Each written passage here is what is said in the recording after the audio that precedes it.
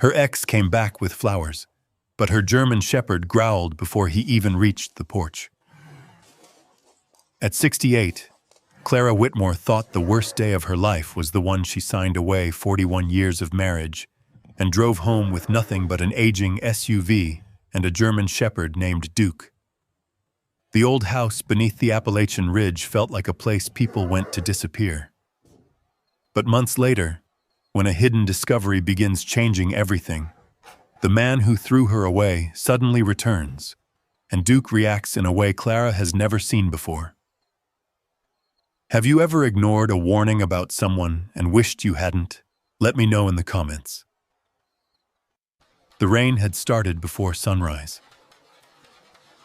By 10 o'clock that morning, it was falling in a steady gray curtain over downtown Knoxville, turning sidewalks slick and washing the color out of everything. Clara Whitmore sat in a leather chair outside a conference room and watched droplets crawl down the window beside her. 41 years. She kept coming back to that number. 41 years. Long enough to raise a child. Long enough to pay off mortgages. Long enough to forget who you used to be before somebody else's life became your full-time job. A receptionist walked past carrying a stack of folders. Someone laughed somewhere down the hallway. A phone rang. The ordinary sounds felt strangely distant, like they belonged to a world she was no longer part of. Across from her sat Duke. The German shepherd lay quietly beside her chair, his head resting on his paws. At 9 years old, he had begun to gray around the muzzle, but there was still strength in his broad shoulders and alert eyes. Most people noticed his size first. Clara noticed his patience. He had been patient through everything. The sleepless nights, the arguments, the months when her marriage had slowly collapsed while neither she nor Gerald said the words out loud. Duke lifted his head and looked at her. Just looked. The way dogs sometimes do when they seem to understand more than they should. Clara reached down and scratched behind his ear. "Almost done, buddy," she whispered. The conference room door opened. "Mrs. Whitmore?" Clara looked up. The attorney offered a polite smile. "We're ready." Her legs felt strangely heavy as she stood. Duke rose beside her. The attorney held the door open. Inside, Gerald Whitmore was already seated at the far end of the polished oak table. 71 years old, silver hair, expensive navy suit, gold watch, perfect posture. From a distance, he looked exactly like the successful contractor people admired across eastern Tennessee. The man who had built Whitmore Construction from a small operation into a regional company. The man who appeared in business magazines. The man who sponsored charity golf tournaments. The man everyone called self-made. Gerald didn't look at her immediately. He was reviewing paperwork, a habit she knew well. He always reviewed documents before meetings, always wanted control before conversations started. When he finally looked up, there was no warmth in his expression, no sadness, no hesitation, just impatience, as if this entire process had become an inconvenience. Clara sat down. Duke settled beside her chair. The attorneys exchanged a few procedural comments. Pages were organized. Pens were placed neatly on the table. The final settlement agreement sat between them. 32 pages. 41 years reduced to 32 pages. The thought made her stomach tighten. The attorney began explaining final details. Clara listened, but the words blurred together. Assets. Distribution. Settlement. Liability. Ownership. The language sounded cold, mechanical. as if a marriage were nothing more than inventory being counted before a warehouse closed. She stared at the papers. A modest settlement. Far less than people assumed she'd receive. Far less than she had once imagined. But fighting would have required money she didn't have. Energy she no longer possessed. And months, maybe years, of legal battles. She simply wanted it over. The attorney slid the documents toward her. "Whitmore, if everything is satisfactory, you may sign here." Clara looked down at the line. Her name was already printed there. Waiting. The final signature. The last official act of a marriage that had begun when she was 27 years old. Back when her hair was dark. Back when she believed she and Gerald were building something together. Back when she still had plans of her own. She picked up the pen. Her hand trembled slightly. Nobody seemed to notice. Or perhaps nobody wanted to. The pen touched paper. Clara Whitmore. The ink flowed smoothly. One signature, then another, and another. 30 seconds. 41 years. Finished. The attorney collected the documents. There we are. The room fell silent. Clara expected to feel something dramatic. Anger, relief, grief. Instead, she felt numb, as if her mind had stepped several feet away from her body. One of the attorneys began discussing next steps. Property transfers, account closures, administrative details. Gerald interrupted. "We don't need to drag this out." His voice was calm, confident, businesslike. The same voice he used with subcontractors, with bankers, with employees. Clara had heard it for decades. The voice he used when decisions were already made. Gerald leaned back in his chair. "I think we're finished here." The attorneys exchanged glances. One of them nodded. But Gerald wasn't finished. He turned toward Clara. For a moment, she thought he might say something human, something honest. Maybe thank you. Maybe I'm sorry. Maybe we had some good years. Instead, he gave a small shrug. "You know, Clara, this is probably for the best." She said nothing. Gerald continued. "The reality is simple." There it was. The lecture. He had always loved lectures. You got comfortable. His tone remained calm. You stopped growing years ago. Clara stared at him. Outside, rain tapped softly against the windows. "You keep acting like you've been cheated somehow," Gerald said, "but everything valuable came from my work." One of the attorneys shifted awkwardly. Gerald ignored it. "I built the company." He tapped his chest. "I brought in the contracts." Another tap. "I took the risks." Then he gestured vaguely toward her. "What exactly did you contribute?" The words landed harder than Clara expected. Not because they were new. He had been saying versions of them for years. But hearing them here, after everything, made them feel permanent. "I managed the office for 23 years, she said quietly. Gerald laughed once. Short, dismissive.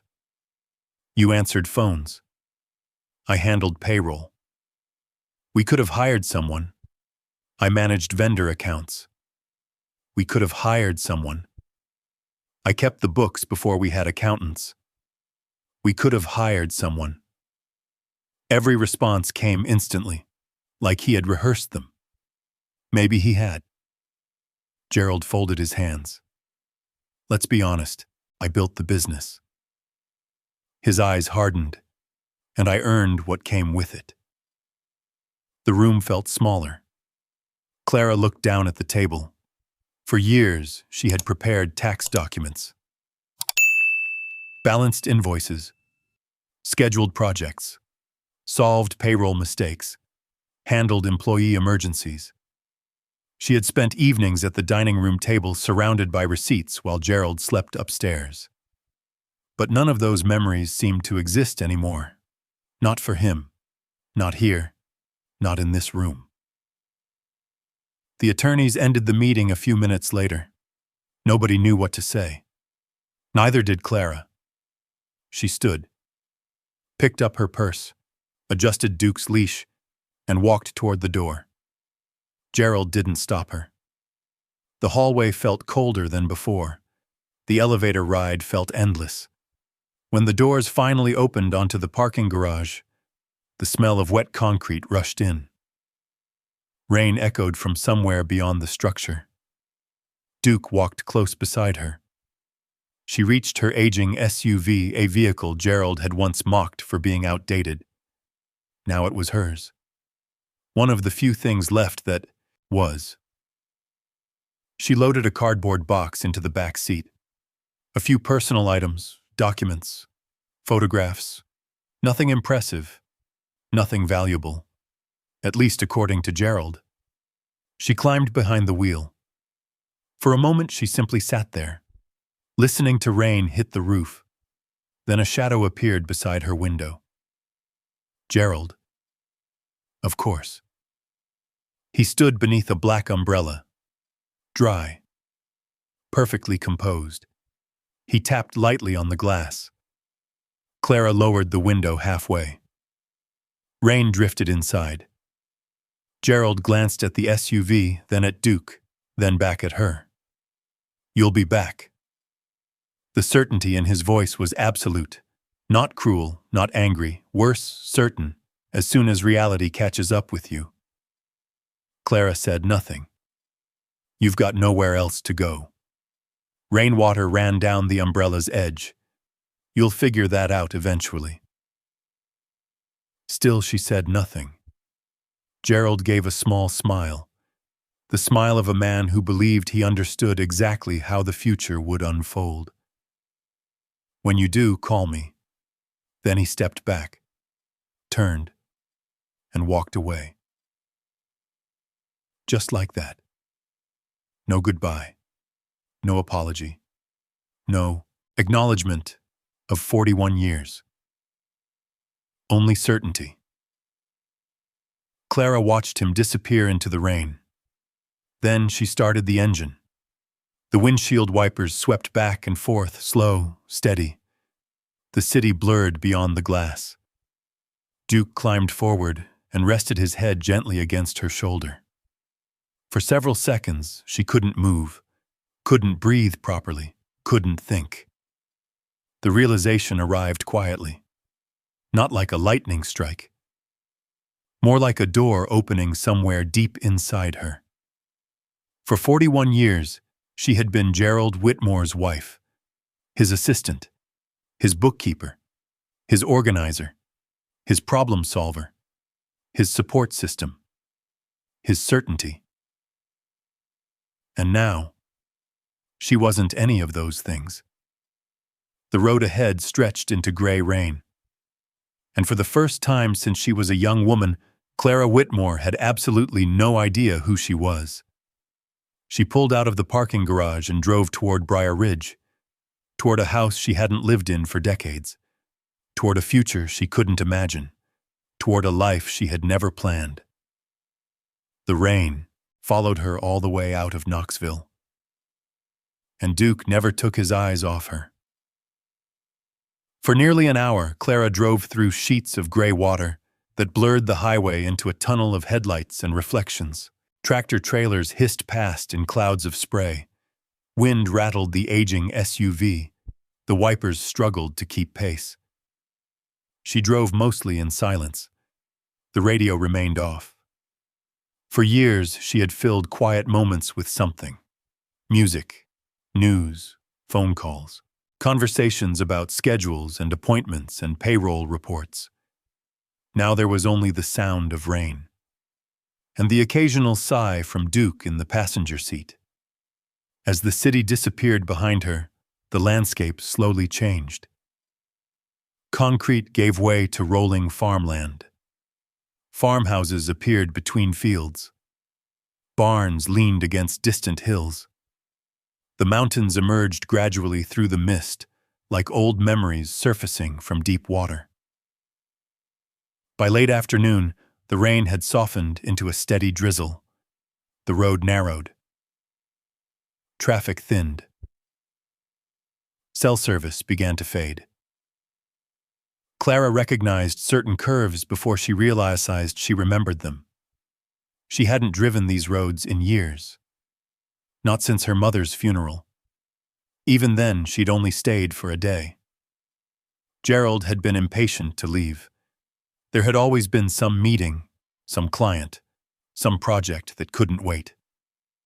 Now there was nothing waiting for her except Briar Ridge, and that thought somehow felt heavier than the rain.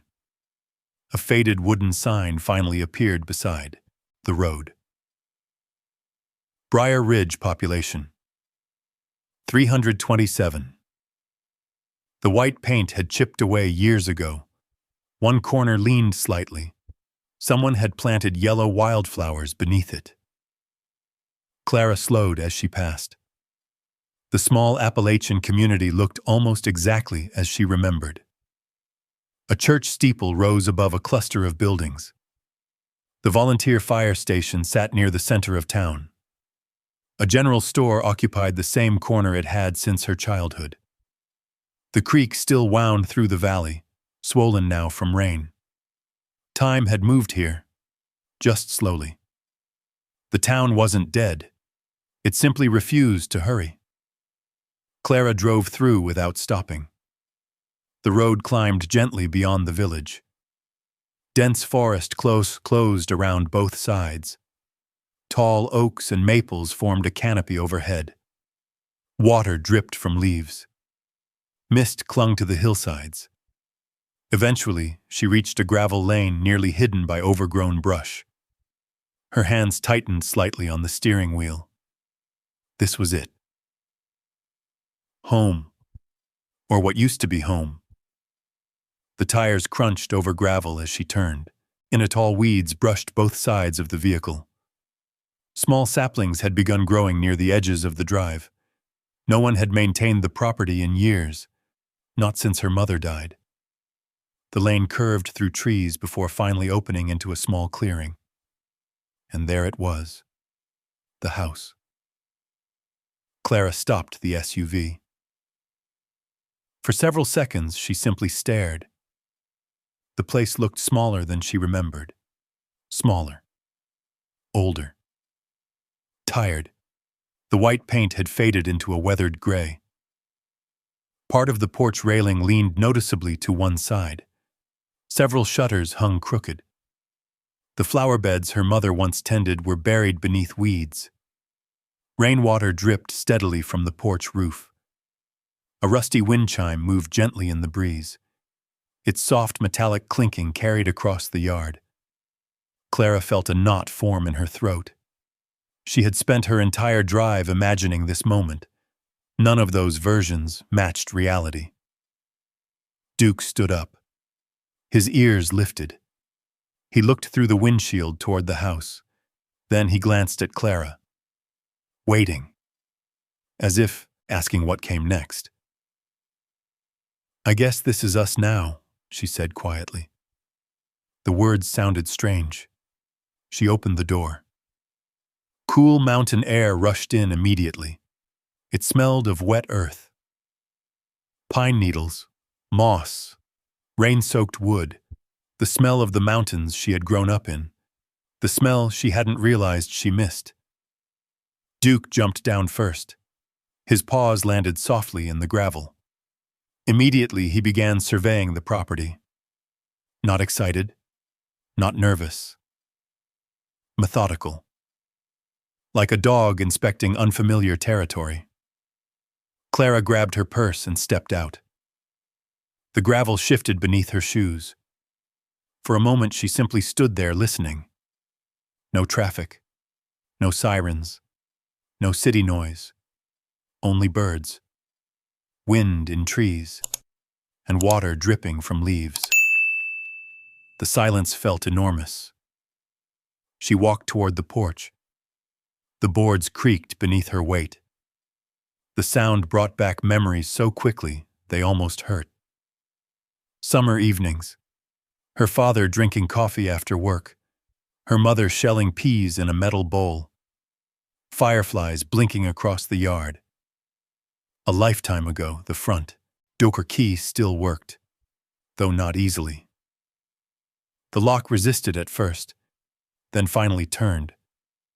The door opened with a long groan. The smell hit her immediately. Dust, old wood, stale air, a faint trace of mildew, the scent of a house that had been closed too long. Sunlight filtered weakly through dirty windows. Dust floated through the beams. Furniture remained exactly where her mother left it. The old floral sofa, the oak bookshelf, the rocking chair beside the fireplace, everything covered with a fine gray layer, frozen in time. Clara stepped inside. Duke followed. His nails clicked softly against hardwood floors. The house seemed to exhale around them, as though it had been waiting. The kitchen looked much the same. Her mother's dishes still sat inside the cabinets. A faded calendar remained pinned to the wall. The date was almost 3 years old. Time had stopped here the day her mother died. Nothing had moved since. Clara walked slowly through each room, the bedroom, the bathroom, the narrow hallway. Each space held ghosts. Not literal ghosts. Memories. The kind that live quietly inside old places. She found herself touching things. Door frames, tabletops, photographs, trying to reconnect with a version of herself she barely remembered. Eventually, she returned to the living room and sat heavily on the sofa. A cloud of dust rose around her. She laughed once despite herself, then covered her face. Everything felt overwhelming. The divorce, the drive, the house, the uncertainty. She had spent decades knowing exactly what tomorrow would look like. Now she had no idea. Not one. Duke wandered through the house while she sat there. Room to room, hallway to kitchen, kitchen to bedroom, then back again. Eventually, Clara noticed he wasn't simply exploring. He kept returning to the same window, the one overlooking the backyard. Each time he paused there, watching, listening, then moving on. At first, she ignored it. But later, while carrying a box from the SUV, she saw him do it again. This time, he stood motionless for nearly 30 seconds, staring toward the far end of the property, toward an old detached workshop, partially hidden behind trees. The building had belonged to her father. He spent countless weekends there making furniture and repairing equipment. The workshop looked even worse than the house. The roof sagged slightly. Vines climbed one wall. Several windows were coated with dirt.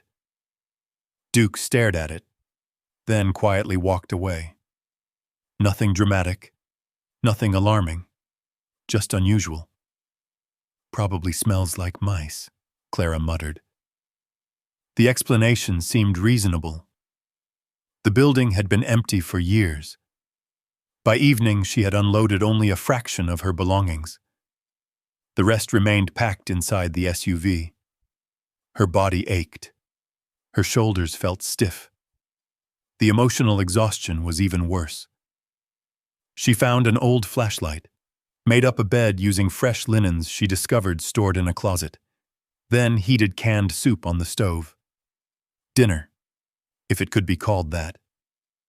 She ate at the kitchen table while rain tapped gently against the windows. Across from her sat Duke, watching, waiting for permission. She shared a few bites of chicken. His tail thumped once against the floor. the first genuine sign of happiness all day. After dinner, Clara stepped onto the porch.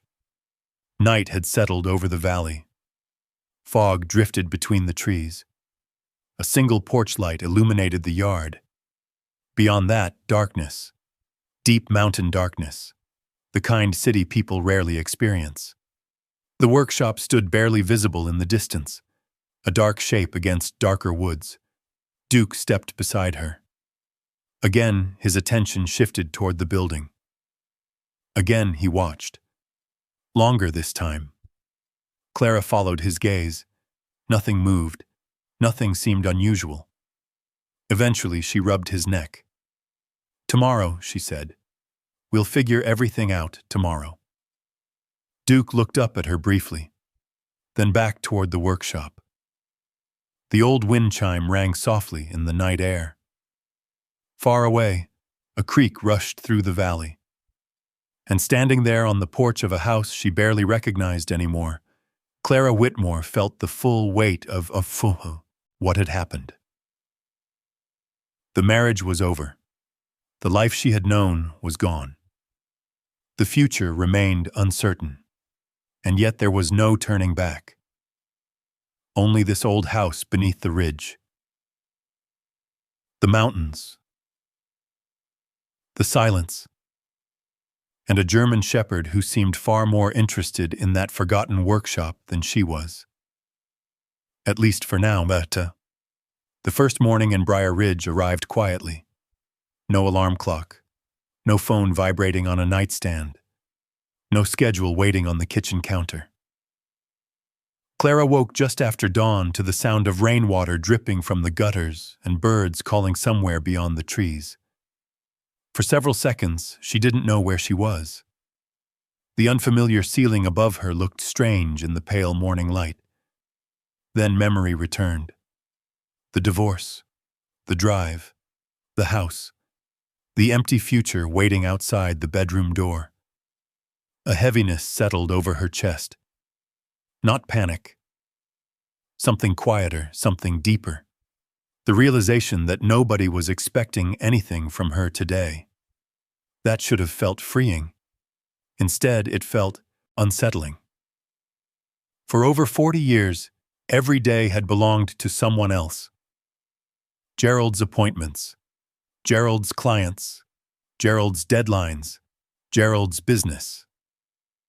Now there was only silence. Duke was already awake. He sat beside the bedroom window watching the yard. When Clara sat up, he turned immediately, tail thumping softly against the floor. Morning.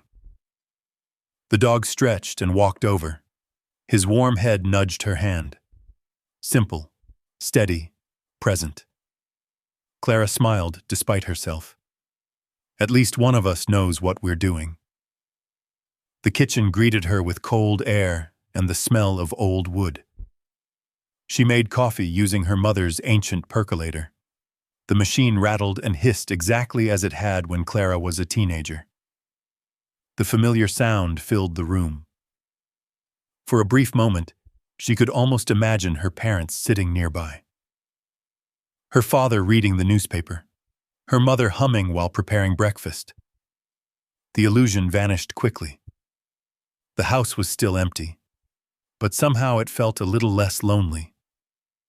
Outside, the mountains were emerging from the previous day's storm.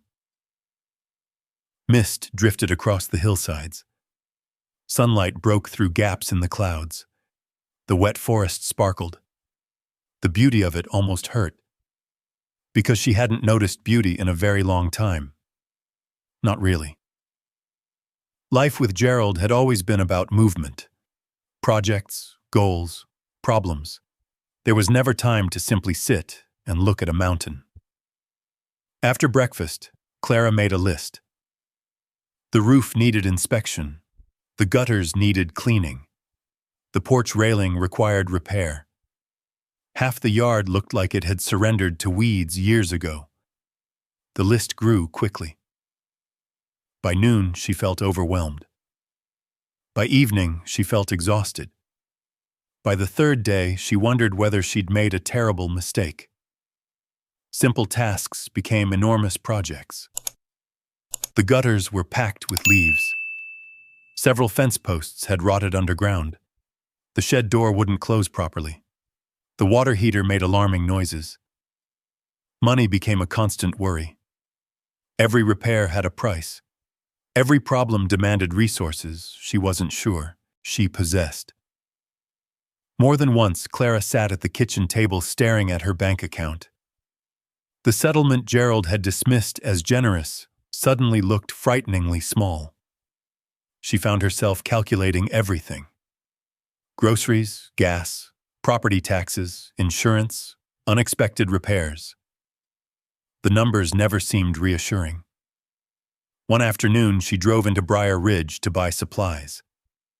The town was small enough that news traveled faster than traffic. She noticed people recognizing her almost immediately. A few offered polite nods. Others watched from a distance. Curiosity hung in the air. The divorced woman had returned.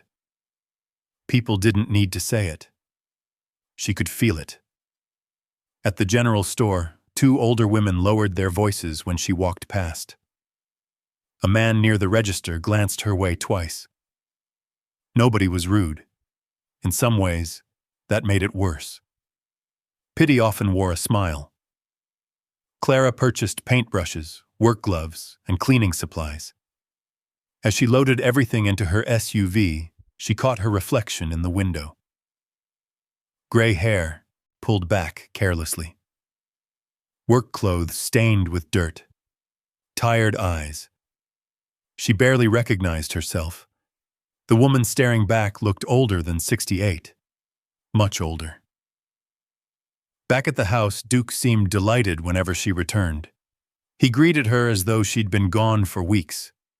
His excitement became one of the few reliable bright spots in her days. Yet she noticed something else. Every now and then, he still wandered toward the workshop. Never rushing, never barking. Simply walking over, pausing, observing, then returning.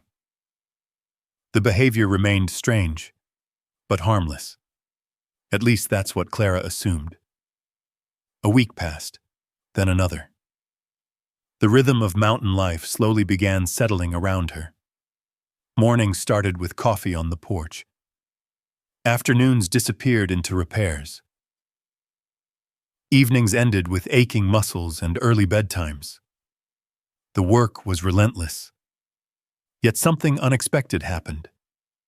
The constant noise inside her mind began to fade. Not disappear. Fade. There were entire stretches of time when she wasn't thinking about Gerald. Entire afternoons when she wasn't replaying conversations from the divorce. Entire hours spent focused only on the task in front of her. Pulling weeds, painting trim, repairing steps. Physical work demanded attention, and attention left less room for grief. One afternoon, she was struggling with a leaning section of fence when a pickup truck rolled slowly into the driveway.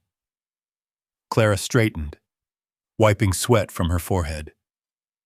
The truck stopped. An older woman stepped out carrying a basket covered with a dish towel. She was small, silver-haired, and moved with the confidence of someone completely comfortable on the property. "Well," the woman announced, "you look exactly like your mother when she's annoyed." Clara blinked, then laughed. The first genuine laugh she'd had in weeks. "Martha?" The woman smiled. Martha Ellis, 74 years old. Neighbor. Family friend.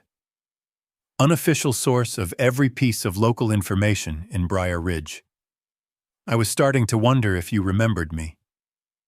Clara walked over and hugged her. The embrace surprised them both. For a moment, Clara thought she might cry. Martha handed over the basket. "Peach preserves. You still make these every year?" Martha glanced around the property.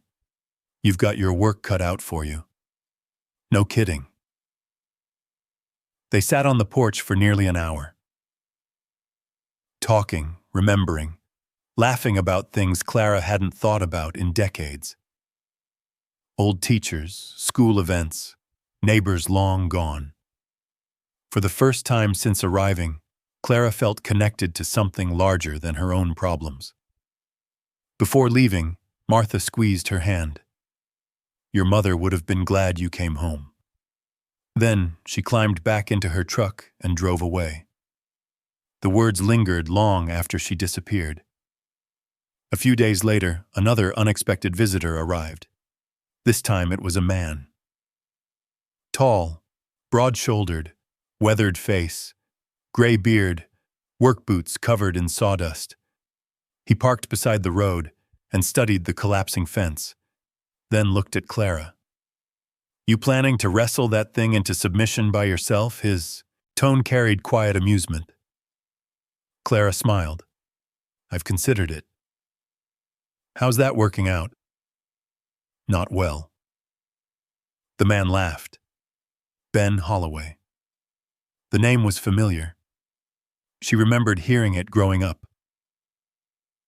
Ben accepted a handshake, then immediately walked over to inspect the fence. No ceremony, no awkwardness, just practical curiosity. Within 10 minutes, he had identified the problem.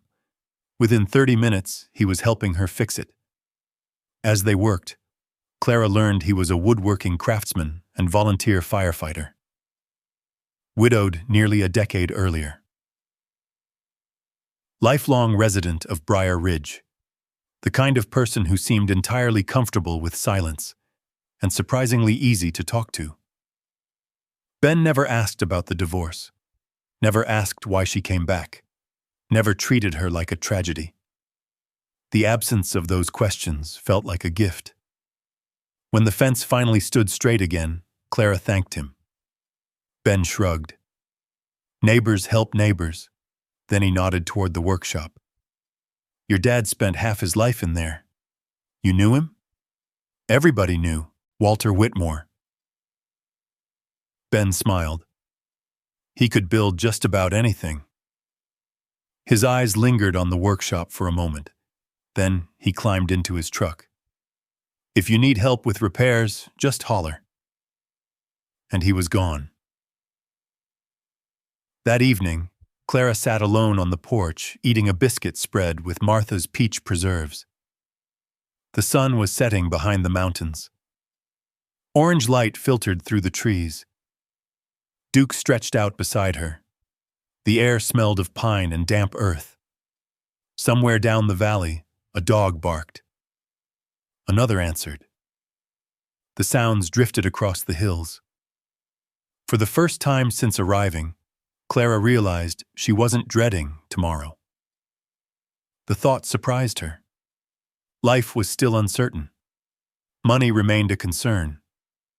The house still needed endless repairs. She still woke some mornings feeling hollow. But something had shifted, only slightly.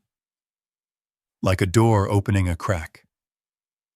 The silence that had felt so frightening on her first night no longer seemed quite as hostile. Sometimes it even felt comforting. Duke lifted his head, suddenly. His attention moved once again toward the workshop. The fading sunlight cast long shadows across the yard. The old building stood quietly beneath the trees. Waiting. Watching. Whatever had captured Duke's interest remained hidden. For now. Clara followed his gaze, then shook her head. "One project at a time, buddy." Duke continued watching the workshop a few seconds longer, then settled back down beside her. The mountains darkened. The stars slowly emerged. And for the first time since signing the divorce papers in Knoxville, Clara Whitmore felt something she hadn't expected to find waiting for her in Briar Ridge. Not happiness. Not yet. But perhaps the beginning of peace. The feeling stayed with Clara for several days. Not every hour, not every morning, but often enough that she noticed it. Life in Briar Ridge settled into a rhythm. Coffee at sunrise, work until her back complained. Simple dinners, evenings on the porch with Duke stretched nearby. The house slowly improved.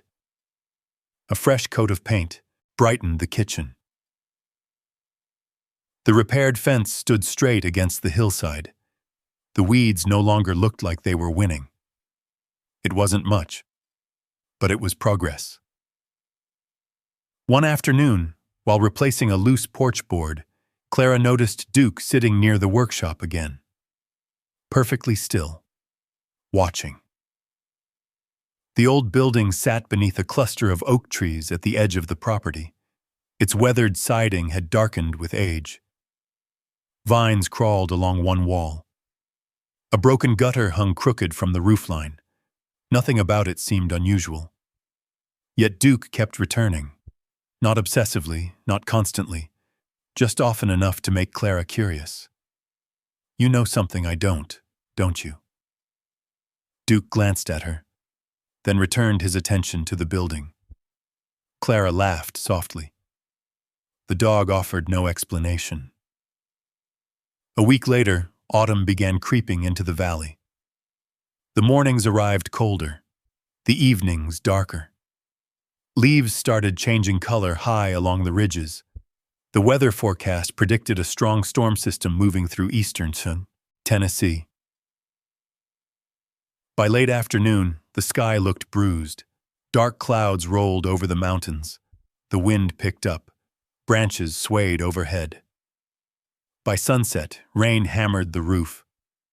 Thunder echoed through the valley. Lightning flashed behind the hills. The entire house seemed to tremble with each distant boom. Clara sat in the living room reading beneath a lamp. Duke lay near the fireplace. Normally, storms didn't bother him. He barely acknowledged thunder. But tonight, something was different. A sharp crack of lightning split the sky. Duke stood immediately. His ears rose. His body became rigid. Clara lowered her book. "What is it?" The dog walked toward the front door. Another flash illuminated the room. Thunder followed seconds later. Duke didn't react to the storm. Instead, he stared through the glass, toward the backyard, toward the workshop. A low sound emerged from his chest. Not a bark, not a whine, a growl. Clara froze. In 9 years, Duke rarely growled, especially without reason. The sound deepened. His eyes never left the workshop. Outside, rain lashed sideways across the yard. Wind rattled tree branches. The workshop stood in darkness, silent, motionless. Yet Duke continued growling. "Hey." Clara stood. The dog didn't move. Another flash of lightning briefly illuminated the property. For an instant, the workshop appeared stark and white against the storm. Then darkness swallowed it again. Duke took several steps toward the door. The growl continued. Now Clara felt uneasy, not frightened exactly, but alert. The reaction wasn't normal. She grabbed a flashlight from a nearby drawer. The beam flickered to life. "Duke." The dog immediately moved toward her, still focused, still tense. "You really want me to look, don't you?" The storm answered with another crack of thunder. For a moment, Clara considered waiting until morning. That would have been the sensible choice. Instead, she grabbed her rain jacket. Some instincts are difficult to ignore, especially when they've spent weeks quietly building. Rain soaked her almost immediately. Flashlight beam bounced across puddles and wet grass. Wind pushed against her as she crossed the yard. Duke stayed close, not running ahead, not acting excited, just determined. The workshop door groaned when she pulled it open. A smell of old wood, rust, and damp dust drifted out. The interior was dark, shadowed, frozen in time. Her father's workbench still stood against one wall. Old tools hung above it. Shelves overflowed with jars full of screws, bolts, and forgotten hardware. The place looked exactly as if Walter Whitmore had simply stepped away one afternoon and never returned. Rain drummed loudly on the roof. Duke entered first. His nails clicked against the wooden floor. The flashlight beam followed him. He moved directly toward the rear corner of the workshop, toward a rusted metal storage cabinet. There he stopped. The growling ceased. Instead, he began scratching. Once. Twice. Then again. Clara approached. The cabinet looked ancient. Heavy steel, paint peeling away in flakes. She grabbed one side and pulled. Nothing. The thing barely moved. She tried again, this time putting her full weight into it. The cabinet shifted several inches with a loud scrape. Dust exploded into the air. Behind it, the wall looked strange. At first, she couldn't tell why. Then she noticed it. A narrow, rectangular section of wood, different from the surrounding boards, almost hidden. Carefully built to blend in. Her pulse quickened. What in the world? Duke sat beside her, watching. The flashlight revealed a small, recessed handle, nearly invisible beneath decades of dust. Clara reached forward. The wood resisted at first, then moved. A hidden panel slowly swung outward. She stared. Behind it was a narrow compartment built into the wall, no larger than a medicine cabinet.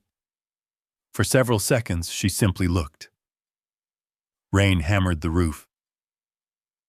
Wind whistled through tiny gaps in the siding. The storm seemed far away now. Inside the compartment sat a metal lockbox. Dark green.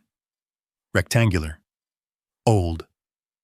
The surface carried scratches and patches of rust. Yet it appeared intact. Protected. Deliberately hidden, Clara's heart began beating faster. The box looked familiar. Not because she'd seen it before. Because it belonged here. Because her father was exactly the sort of man who would hide something important behind a secret panel and never mention it. She carefully lifted it out. The metal felt surprisingly heavy. Duke immediately stood. His attention fixed on the box. Not aggressive, not anxious, interested. As though this was what he'd been trying to show her all along. The lock remained intact. A small brass keyhole sat beneath the handle. No key, no label, nothing identifying what might be inside. Only silence and possibility. Clara sat on an old stool beside the workbench. The flashlight rested nearby. Rain continued crashing outside. The lockbox sat across her knees. She traced her fingers across the worn metal. Questions flooded her mind. Had her father hidden this? When? Why? And why had nobody ever found it? Not her mother. Not herself. Not anyone. Duke rested beside, her feet. His posture finally relaxed. The tension that had consumed him throughout the evening seemed gone. The mission completed. The storm slowly rolled deeper into the mountains. Thunder became distant. The workshop settled into quiet once more. Clara looked at the hidden compartment, then at the lockbox. Something important waited inside. She could feel it. Not because of its size, not because of its weight, but because her father had gone to extraordinary lengths to hide it. And because Duke had somehow known exactly where to look. For the first time since returning to Briar Ridge, Clara felt something stronger than loneliness, stronger than uncertainty. Curiosity. Real curiosity. The kind that keeps people awake long after midnight. She lifted the lockbox and stood. "Well, Duke," she said softly, "I think we just found our first mystery." The German shepherd followed her toward the door. Outside, the storm was finally beginning to pass. But something told Clara that a very different storm had just begun. Thus, lockbox sat on her kitchen table long after midnight. A single lamp illuminated the room. Everything beyond its circle of light disappeared into shadow. Rain still tapped occasionally against the windows, though the worst of the weather had moved on. Clara sat staring at the box. Duke lay beneath the table, not asleep, watching. Every so often his eyes shifted toward the lockbox, then back to her. The entire situation felt surreal. Just weeks earlier, her biggest concern had been fixing gutters and stretching a shrinking bank account. Now she was sitting in her childhood home examining a hidden lockbox discovered behind a secret compartment in her father's workshop. Life had a strange sense of timing. She carefully turned the box over. No labels, no markings, nothing that explained its purpose. The brass lock was worn but intact. Then she noticed something. A strip of faded masking tape along the underside. Most of the writing had disappeared. Only a few letters remained. W.T.W. Walter Thomas Whitmore. Her father. A chill moved through her. The box belonged to him. There was no doubt now. The question was why he had hidden it, and why nobody had ever known it existed, including her mother. Eventually, exhaustion forced her to bed. The lockbox remained unopened. The mystery would have to wait until morning. But sleep came slowly. Questions kept circling her mind. The next day dawned clear and bright. The storm had scrubbed the valley clean. Sunlight poured across the mountains. The air smelled fresh, the kind of morning that made everything appear possible. After coffee, Clara returned to the workshop. She searched drawers, tool chests, shelves, old jars, every place her father might have hidden a key. Hours passed. Nothing. By noon, she was dusty, frustrated, and no closer to opening the box. Then Duke wandered toward the workbench. His nose moved slowly across the lower drawers. He stopped, sniffed again, and pawed lightly at the bottom drawer. Clara laughed. "You've become very helpful lately." She pulled the drawer open. Inside lay dozens of old woodworking plans, receipts, manuals, and beneath them all sat a small envelope, yellowed with age. Her father's handwriting covered the front. Workshop spare keys. Clara stared, then slowly opened the envelope. Several keys fell into her palm. Most were ordinary. One immediately caught her attention. Small brass, old-fashioned. Exactly the kind of key that might fit a lockbox. She looked down at Duke. The German shepherd simply sat there, looking pleased with himself. "Don't let this go to your head." His tail thumped once against the floor. Back inside the house, Clara inserted the key. For a second, it refused to turn. Then, click. The sound seemed unusually loud. She opened the lid. Inside were neatly organized folders tied with faded string. Handwritten journals, property maps, letters, legal documents. Everything carefully preserved, everything intentionally hidden. The smell of old paper drifted upward, a mixture of dust and time. Clara removed the first journal. The leather cover was cracked with age. Walter Whitmore's handwriting filled every page, precise, orderly, the kind of handwriting belonging to a man who measured twice and cut once. At first, the entries seemed ordinary. Property notes, survey references, meeting records, observations about neighbors. Then patterns began emerging. Names repeated, families repeated, properties repeated. Entire sections focused on land ownership throughout Briar Ridge. Hours disappeared as Clara read. Outside, the sun moved across the sky. Inside, the story slowly unfolded. Years earlier, large development companies had shown interest in the valley. Not because of the houses, not because of the town, because of the land itself. Timber, mineral rights, future development potential. Investors had quietly purchased properties whenever possible. Families facing financial hardship often sold cheaply. Others signed contracts they barely understood. Several local residents nearly lost land that had belonged to their families for generations. Walter had become involved. At first, simply helping neighbors review paperwork, then investigating ownership records, then documenting inconsistencies. The deeper Clara read, the more she realized her father had spent years protecting people, quietly, without recognition, without payment. The journals contained detailed notes about property boundaries, inheritance disputes, and questionable transactions. Some entries included names Clara recognized. Families still living in Briar Ridge, people she had seen at the general store, people who had known her parents. The documents revealed an entirely different side of her father, one she had never fully understood. Late that afternoon, Martha Ellis arrived carrying a basket of cornbread. She found Clara surrounded by stacks of papers. Maps covered half the table. Journals occupied the rest. "My goodness," Martha said.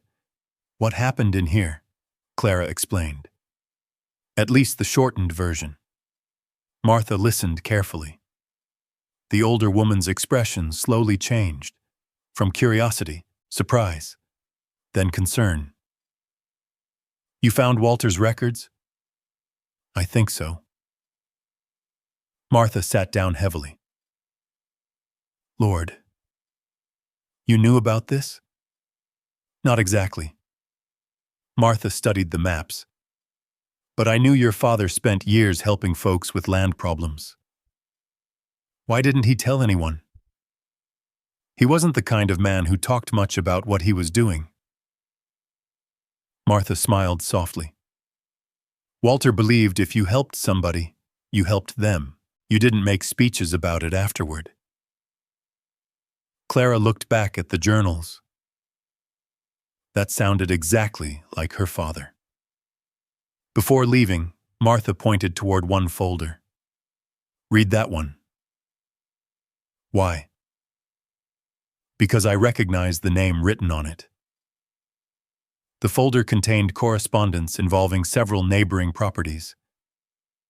Clara opened it after Martha left. Inside, she discovered survey records, legal notices, and ownership claims dating back decades. The information was complex. But one thing became clear. Several land disputes had never been fully resolved. The implications were potentially significant, not necessarily valuable, but important. Very important. As evening approached, Clara opened another folder, then another, and another. Each raised new questions. Each revealed additional pieces of a puzzle she didn't yet understand. The most surprising discovery came just before sunset. A map folded inside a sealed envelope. Large, detailed, covered in handwritten notes.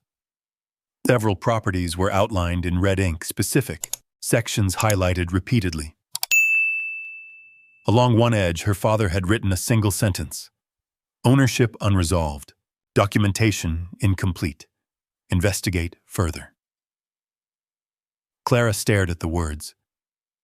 Even decades later, Walter had considered the matter unfinished. Duke suddenly stood. His ears rose.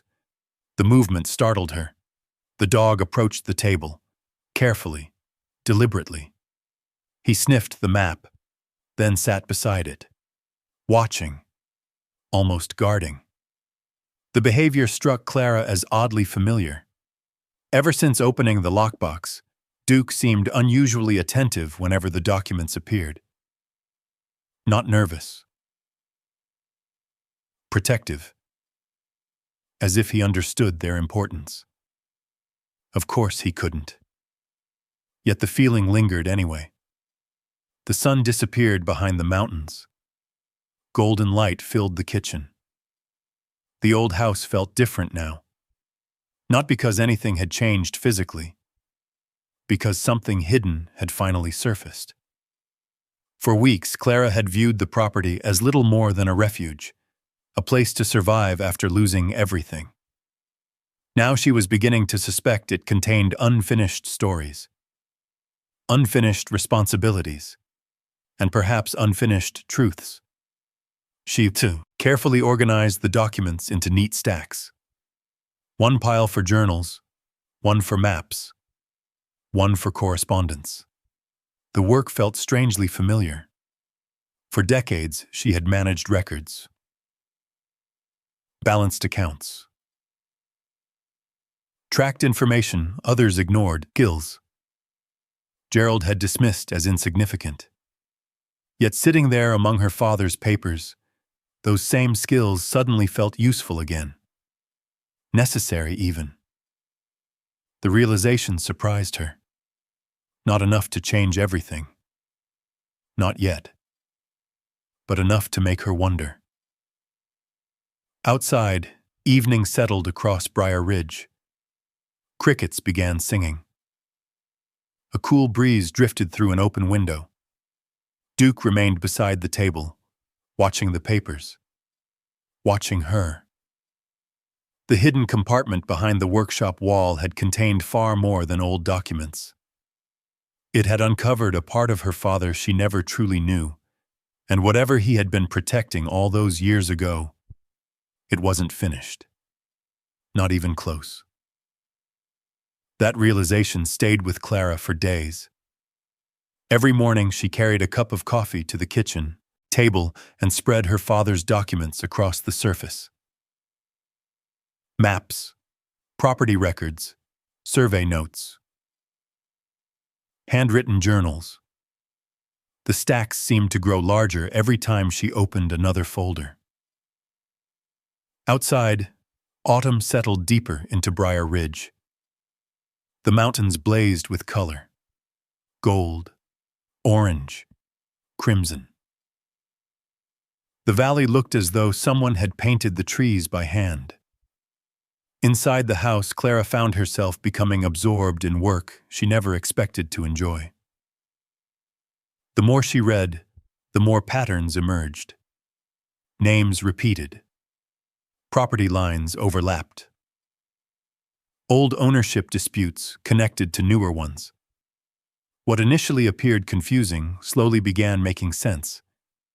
Years of bookkeeping had trained her mind to spot details, to recognize missing information, to organize chaos into something understandable.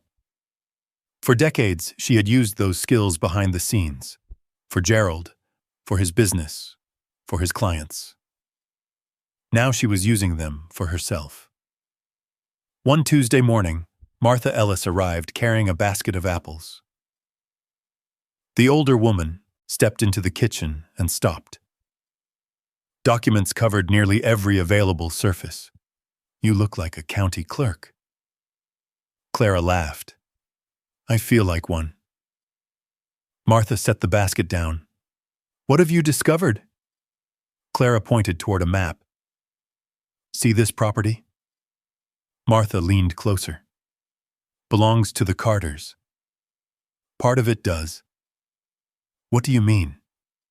Clara pulled another document from a folder. "This survey doesn't match the later filing." Martha frowned. Clara continued. The original boundary included another 6 acres. That can't be right. That's what I thought. She handed over the paperwork. Then I found 3 more references. Martha stared. Her expression shifted. You think they've been paying taxes on land they don't officially own? I think somebody made a mistake years ago. The older woman sat down heavily. Good Lord. The news traveled faster than Clara expected. 2 days later, a local farmer knocked on her door. Then another. Then a widow who lived near the creek. People had questions. Questions about property lines, inheritance, records, old documents. Most weren't facing major problems. They simply wanted someone to help them understand paperwork they had inherited, but never fully examined. At first, Clara resisted. She wasn't an attorney. She wasn't a surveyor. But she was organized, careful, patient. And unlike many people, she actually enjoyed reading complicated records. One afternoon, she helped an elderly man sort through decades of deed transfers. The issue turned out to be minor. A clerical error. Nothing serious. Still, when she solved it, the relief on his face surprised her.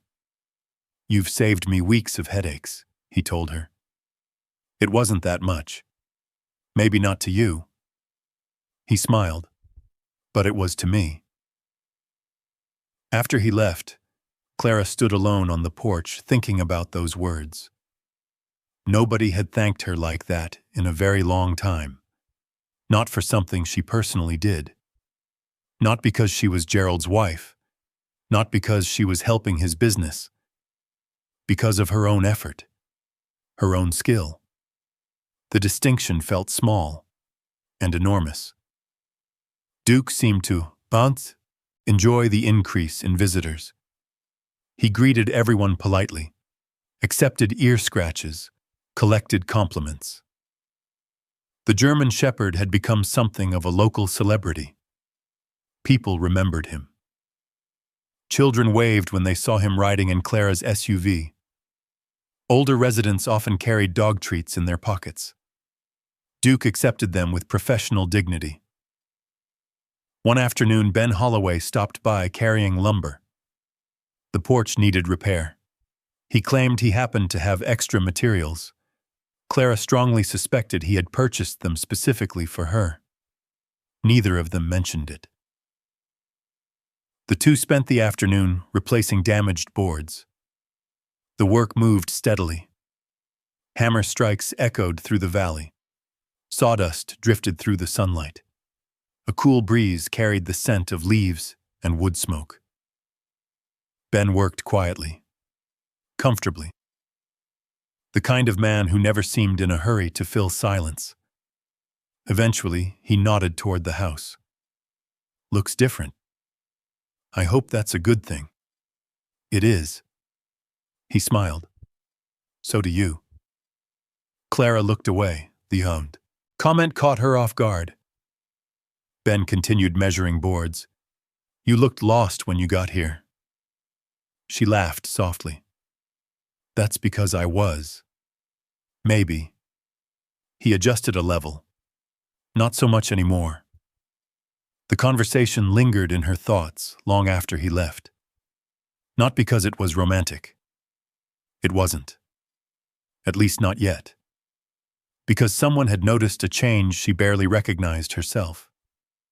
Later that week, Martha invited Clara to a community supper at the church hall. At first she declined, then reluctantly agreed. The building was crowded. Voices filled the room. Long tables overflowed with casseroles, biscuits, pies, and slow-cooked vegetables.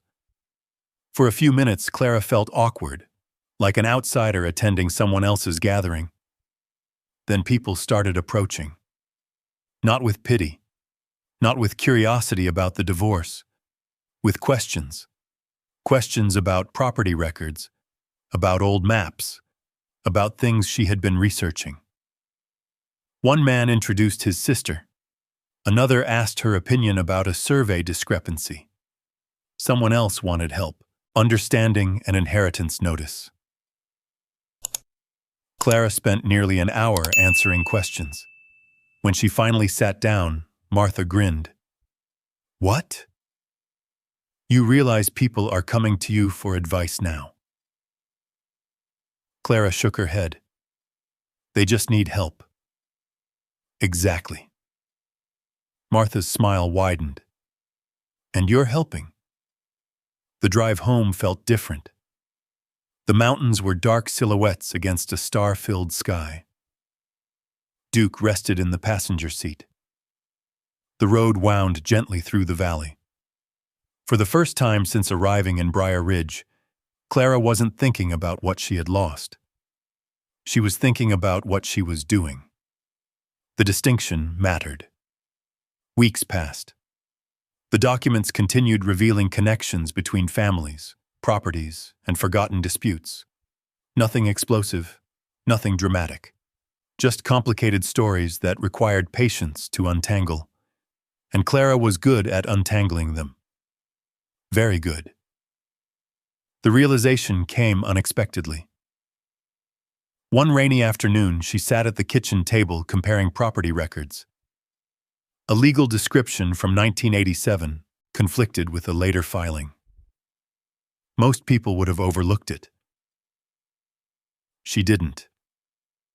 Within 30 minutes, she identified the source of the discrepancy. The solution appeared almost immediately afterward. Simple, logical, clear. Clara leaned back in her chair. A strange emotion washed over her. Pride. Not arrogance, not vanity, pride. The quiet kind. The kind that comes from competence. She hadn't felt it in years, perhaps decades. For so long, her abilities had existed in the background. Useful but invisible, expected, taken for granted. Now people were seeing them. More importantly, she was seeing them. Duke lifted his head from the floor, watching her. Clara smiled. "You know something?" The dog tilted his head. "I think your timing was pretty good." His tail tapped once against the floor. Outside, rain drifted softly across the valley.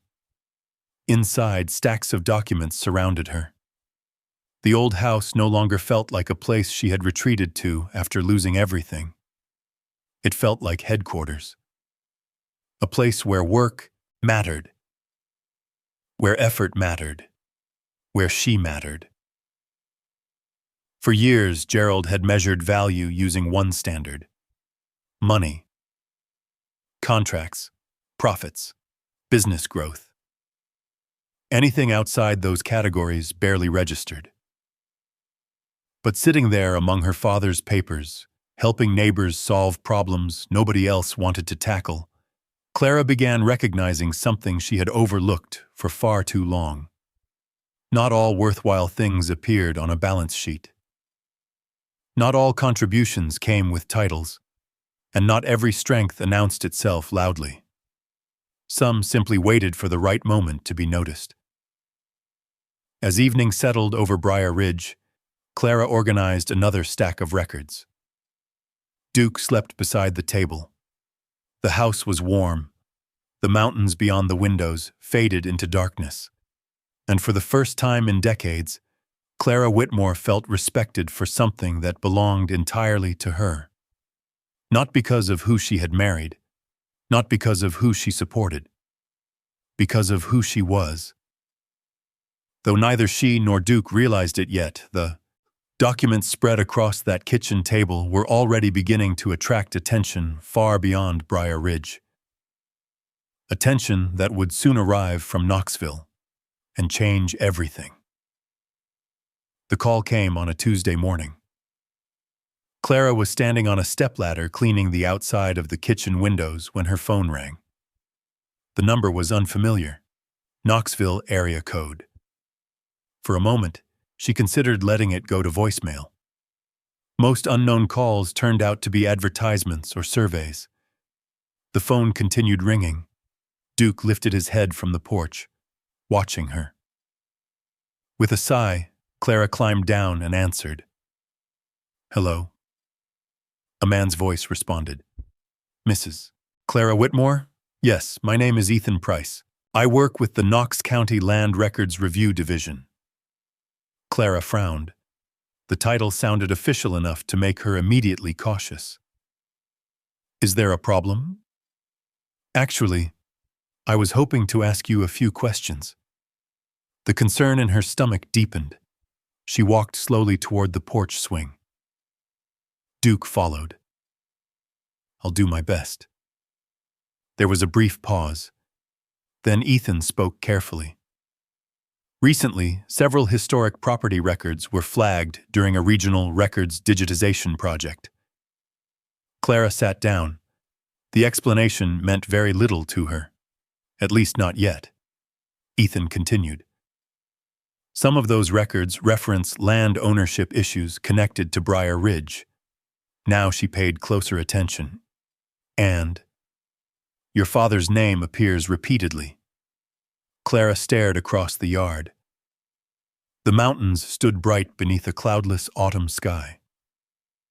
Suddenly the day didn't feel quite so peaceful. "What exactly are you saying?" "I'm saying your father may have documented information that could be legally significant." The words landed heavily. Clara looked toward the house. Toward the kitchen table where the journals and maps remained neatly organized. "How significant?" Another pause. "Potentially very." The conversation lasted nearly 40 minutes. By the time it ended, Clara felt as though the ground beneath her feet had shifted. Ethan explained everything as clearly as possible. Several historic property disputes had resurfaced during recent reviews. Most involved ownership boundaries, inheritance transfers, missing filings. Nothing unusual by itself. The problem was that some of those records contradicted one another, and the contradictions all seemed connected. Again and again, investigators found references to documents created or preserved by Walter Whitmore, her father. The same documents now sitting inside her house. After hanging up, Clara remained on the porch for several minutes. Quiet. Thinking. Duke rested beside her feet. The wind moved gently through the trees. A woodpecker hammered somewhere in the distance. Everything looked normal, yet nothing felt normal anymore. That afternoon, she spread the documents across the kitchen table once again. This time she examined them differently. Not as family history, not as a curiosity, as evidence, as pieces of a puzzle that might affect real people. The responsibility felt enormous. 2 days later, Ethan arrived in Briar Ridge. He turned out to be younger than Clara expected. Early 40s, neatly dressed, polite. The kind of man who spent more time with documents than with crowds. He carried a leather briefcase and several folders. Duke inspected him carefully, then approved him, which seemed to relieve Ethan considerably.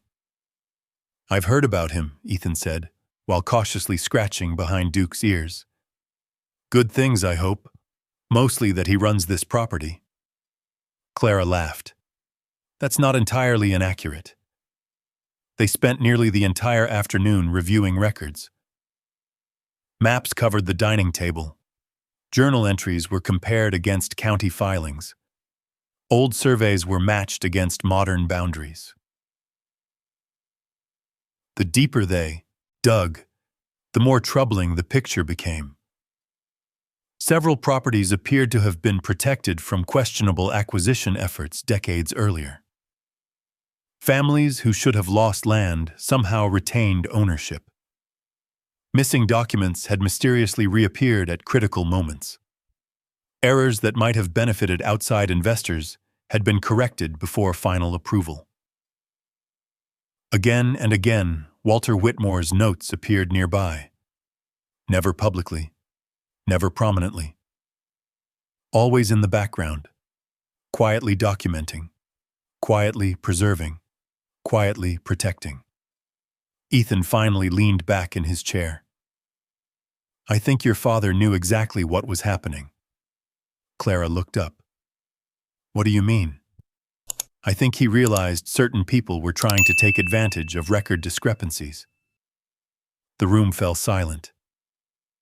Duke shifted beneath the table. Ethan opened another folder. There were never enough irregularities to prove criminal intent. But there were enough to raise concerns. Clara looked toward one of the maps. Several properties were outlined in red. The same ones her father had marked repeatedly.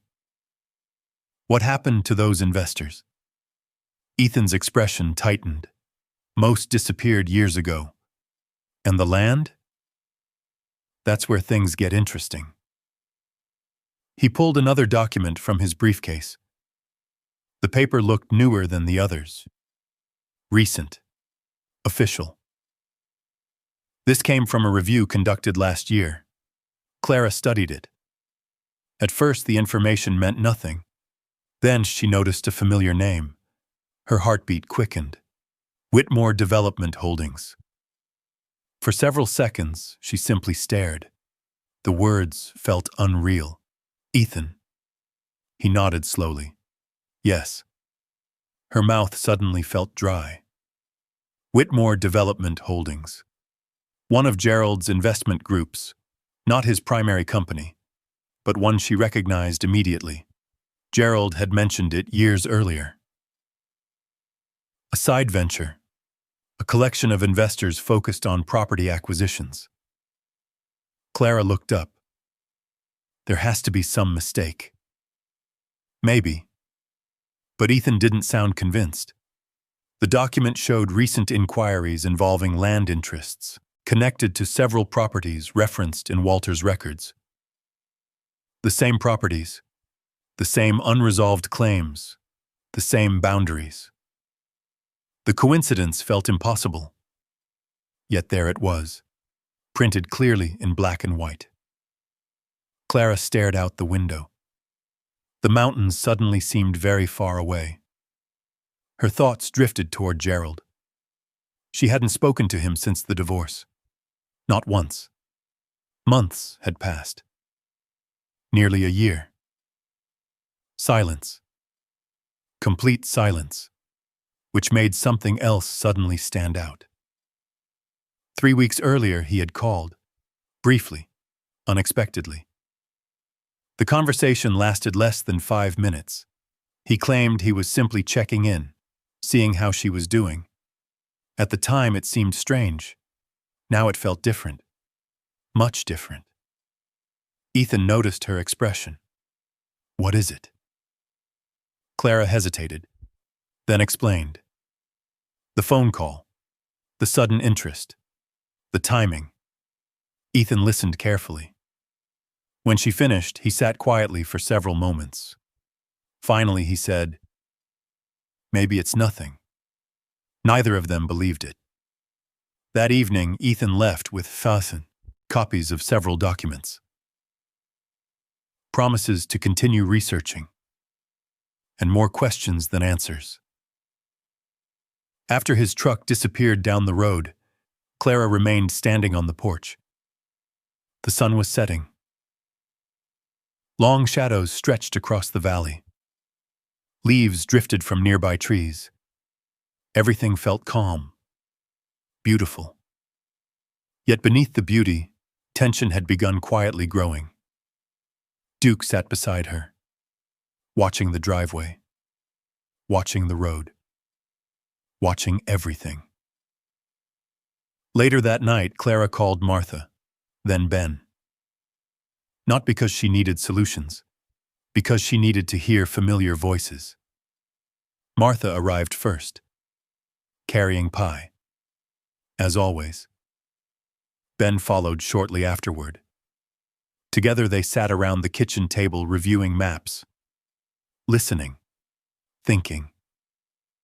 The atmosphere felt strangely serious, like a family gathering before a storm.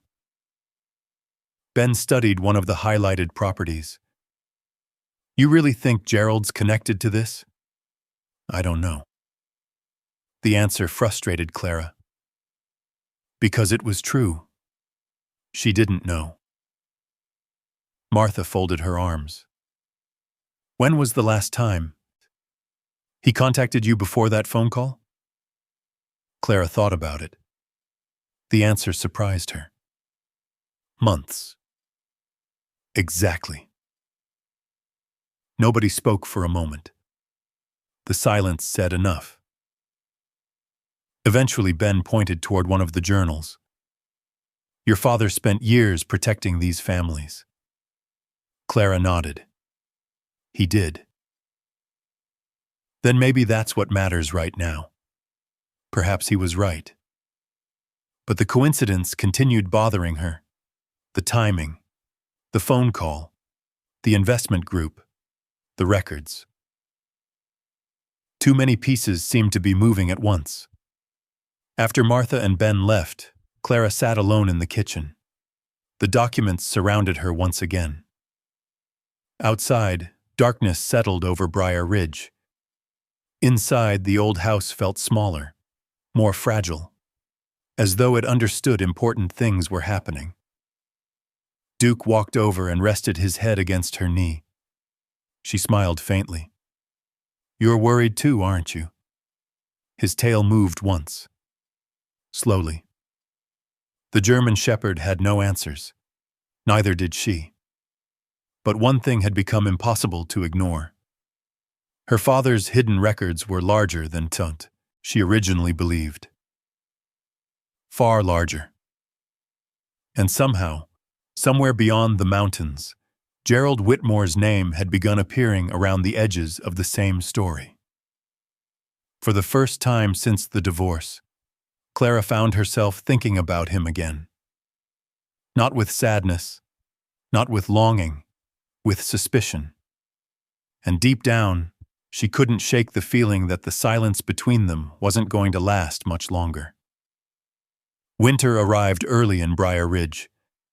The first frost silvered the fields before Thanksgiving. By December, smoke curled from chimneys throughout the valley every morning. The mountains stood bare and gray beneath cold skies.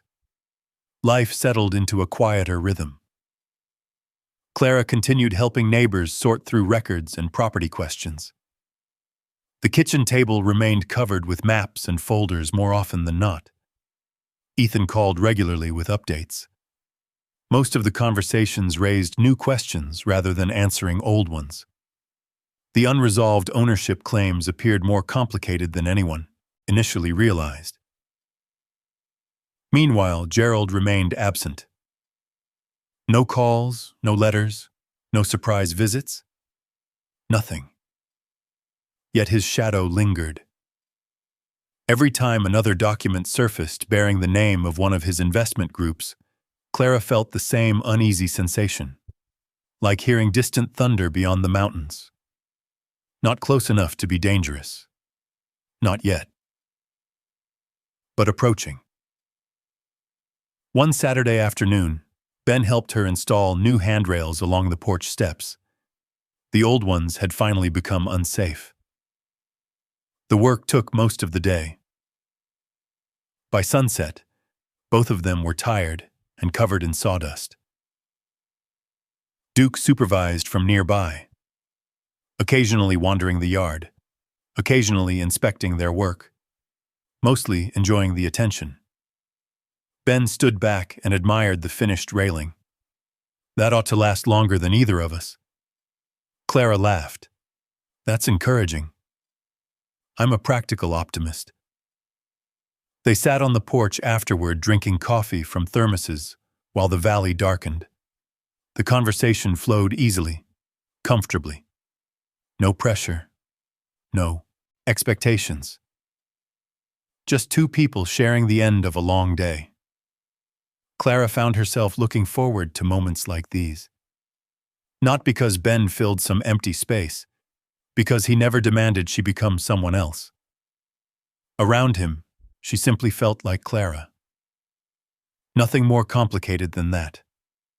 The thought stayed with her after he left. So did the unexpected warmth that accompanied it. Christmas came quietly. David and Sarah both called. Long conversations. Longer than any they'd had in years. The distance between them had not vanished completely. But something had changed. They listened now, asked questions, showed interest in her life, the life she was building rather than the life she had lost. By the time January arrived, 15 months had passed since the divorce. 15 months. The realization surprised her. The woman who arrived in Briar Ridge through cold autumn rain felt like someone she had once known rather than someone she still was. The house looked different now. Fresh paint, repaired fencing, new porch, railings, light in the windows. Life. The property no longer resembled a place waiting to be abandoned. It resembled a home. One afternoon in late January, Clara was sorting paperwork when Duke suddenly stood. The movement immediately caught her attention. His ears rose. His posture changed, not alarmed. Focused. The German shepherd walked toward the front window, then stopped. Watching. Clara followed his gaze. At first she saw nothing, then movement. A vehicle turning onto the gravel lane. A black pickup truck slowly approaching, crunching over the frozen driveway. Something tightened in her chest. The truck looked familiar, painfully familiar. The vehicle stopped near the house. The engine shut off. Silence followed. For several seconds, nobody moved. Then, the driver's door opened. Growled Whitmore stepped out. The sight of him hit Clara harder than she expected, not because she missed him, because he looked different, older, smaller somehow. The confidence that once filled every room seemed diminished. Not gone. Diminished. His expensive coats had been replaced by a simpler jacket. His posture remained straight, but something about him looked tired, as if life had been less cooperative than he expected. Clara stood slowly. Across the room, Duke remained motionless, watching. Growled carried a bouquet of flowers, bright winter roses. The gesture immediately felt wrong, too rehearsed, too deliberate. Growled walked toward the porch. And that was when it happened. Duke moved. Not aggressively, not wildly. Purposefully. The German shepherd stepped between Clara and the front door. His body became rigid. His ears pushed forward. Every muscle tightened. Then a low growl rolled from deep within his chest. The sound stopped Clara cold. She had heard Duke growl before. Rarely. Always for a reason. This was different. The growl continued. Steady. Controlled. A warning. Not fear, not anger. Warning. Outside, Growled froze. For a moment, even he seemed surprised. The flowers remained awkwardly in his hand. Duke. Clara spoke softly. The dog did not take his eyes off Growled. The growl deepened, a vibration more than a sound. Growled attempted a smile. The expression looked practiced, uncertain. I guess he remembers me. The comment fell flat. Clara opened the door but remained on the porch. Duke positioned himself beside her, close enough to touch, close enough to intervene if necessary. The winter air felt sharp against her skin. Growled climbed the steps slowly. His eyes moved briefly toward Duke, then back to Clara. Hello. The word hung awkwardly between them. "Hello, Gerald." For a moment neither spoke. The silence stretched, broken only by distant wind moving through bare branches. Gerald extended the flowers. "I brought these." Clara looked at them, then accepted them out of politeness. Nothing more. "They're beautiful." The statement was true. The gesture meant nothing. Gerald smiled, relieved by even that small response. "You look good." Clara didn't answer, because she wasn't interested in exchanging pleasantries. Eventually, Gerald glanced toward the mountains, toward the house, toward everything surrounding her. "You've done a lot with the place." "Yes." I hardly recognized it. Neither did she. But for different reasons. Duke's growling had stopped, yet he remained alert. Watching. Every instinct focused on Gerald. The behavior unsettled Clara. Not because she feared her former husband, because Duke trusted very few people immediately, and distrusted even fewer. The German Shepherd had always been an excellent judge of character. Gerald shifted uncomfortably. "I know this probably isn't easy." No response. "I wasn't sure you'd even let me come." Still no response. The silence forced him to continue. "I've had a lot of time to think." There it was. The beginning. The speech. Clara recognized the tone immediately. Carefully measured. Carefully prepared. Gerald looked down briefly, then back at her. "I made mistakes." The words sounded strange coming from him. Not impossible, just unfamiliar. "I should have treated you better." A cold breeze swept across the porch. The roses trembled slightly in Clara's hands. Gerald continued.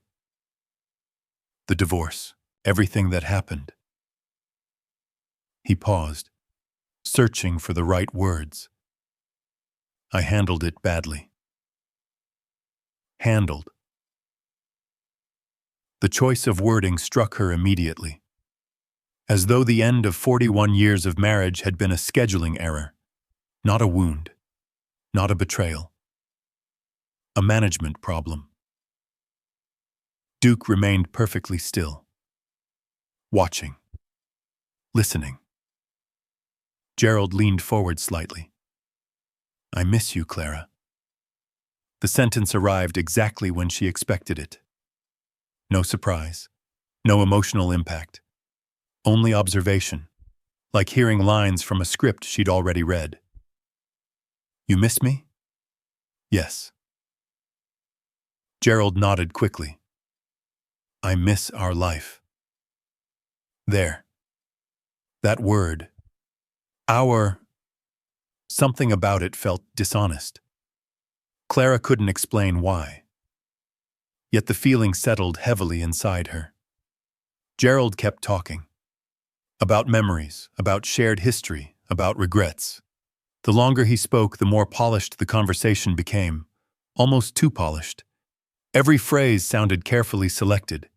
Every emotion seemed positioned rather than felt. And through it all, one detail kept bothering her. He never explained why he had come. Not really. He spoke about loneliness, about mistakes, about second chances, but never about the reason behind the visit itself. Not once. Clara noticed, and apparently Duke did too. The German Shepherd's attention never wavered, not for a second. As the winter sun began sinking toward the mountains, Gerald continued talking, trying charm, trying nostalgia, trying regret. But beneath every word, Clara sensed something hidden, something waiting, something he had not yet revealed, and standing between them on that rebuilt porch, Duke seemed to sense it too. The winter sunlight was fading. Long shadows stretched across the yard. The mountains beyond the valley were turning blue-gray as evening approached. Gerald finally stopped talking.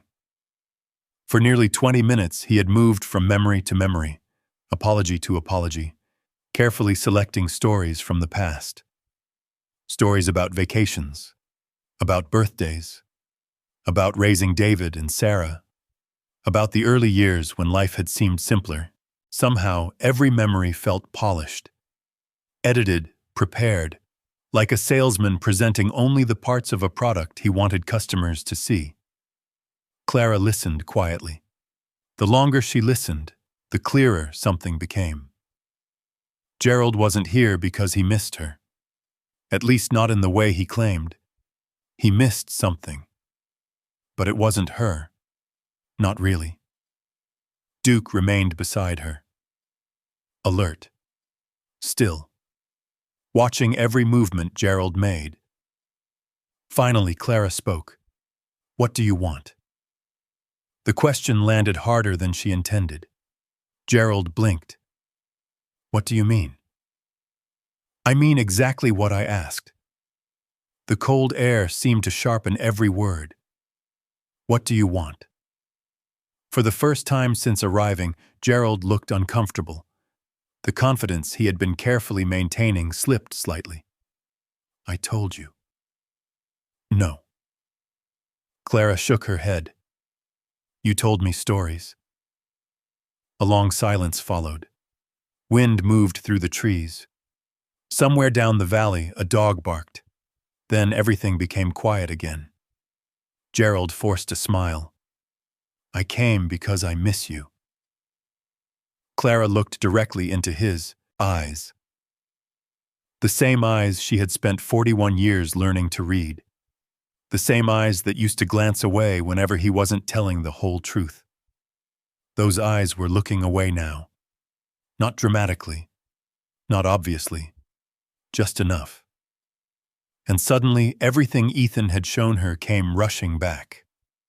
The documents, the property claims, the investment groups, the timing, the phone call months earlier, the sudden appearance after 15 months of silence. The pieces were beginning to fit. Not perfectly, but enough. "You've been asking questions about land ownership." Gerald froze. Only for a fraction of a second. But Clara saw it. The reaction was small, yet unmistakable. The moment told her more than any answer could have. His smile disappeared. The silence that followed felt entirely different. Not awkward. Dangerous. Because now they were finally approaching the truth. "Who told you that?" Gerald asked. "There it is." "What?" "The real conversation." Gerald looked away toward the yard. For a moment, neither spoke. Then he exhaled heavily, as if abandoning a strategy that was no longer working. "I heard some things." "From whom? People?" "That's not an answer." His jaw tightened. Clara realized she had never seen him at a disadvantage before. Not like this. During their marriage, Gerald always controlled the room. Always controlled the conversation. Always controlled the narrative. Now the balance had shifted, and neither of them could ignore it. Finally, Gerald rubbed the back of his neck. "There are investors involved." The words came reluctantly, carefully, as though each one cost him something. "What kind of investors?" "Property investors." Clara laughed once. Not because anything was funny, because hearing him finally say it felt absurdly predictable. "Of course. It's not what you think." Duke's ears rose slightly. Gerald noticed. The sight clearly unsettled him. The German shepherd had not taken his eyes off him since arriving. Not once. You've got documents, Clara. There it was. The truth. Not complete truth, but enough. The flowers, the apologies, the nostalgia. All of it suddenly looked different, like decorations wrapped around a transaction. Clara felt something twist inside her chest. Not heartbreak. That had happened long ago. This felt closer to disappointment. The final disappointment. The last piece falling into place. Gerald continued speaking. Faster now, as if momentum might help him regain control. There are unresolved ownership questions. I know. Some of those properties could be valuable. I know. The records your father kept might help clarify things. Clara stared at him. And that's why you're here. No. The answer came too quickly. Far too quickly. Both of them knew it. Duke released another low growl. Not loud, not aggressive, just enough. A warning. Gerald visibly flinched. The reaction did not escape Clara's attention. The German shepherd seemed to be responding to every moment Gerald drifted away from honesty. The pattern had become impossible to ignore. Do you know what's funny? Clara asked quietly. Gerald said nothing. For months after the divorce, I kept wondering what I had done wrong. The winter wind moved strands of silver hair across her face. I replayed conversations. She looked toward the mountains. I questioned myself. Back to Gerald. I wondered whether maybe you were right. His expression shifted. Just slightly. You weren't. No. She smiled sadly. I wasn't. The yard had grown darker. The first porch light flickered on automatically behind them. Golden light spilled across the boards. Gerald looked suddenly older than 71. Older than when he arrived. Older than when she last saw him in Knoxville. Clara. His voice softened. I'm trying to fix things. No. The answer came immediately. You aren't. His shoulders sagged. The truth had finally cornered him. Neither of them could pretend anymore. You learned about the documents. Silence. You learned they might matter. Silence. You learned I had something people wanted. Still silence.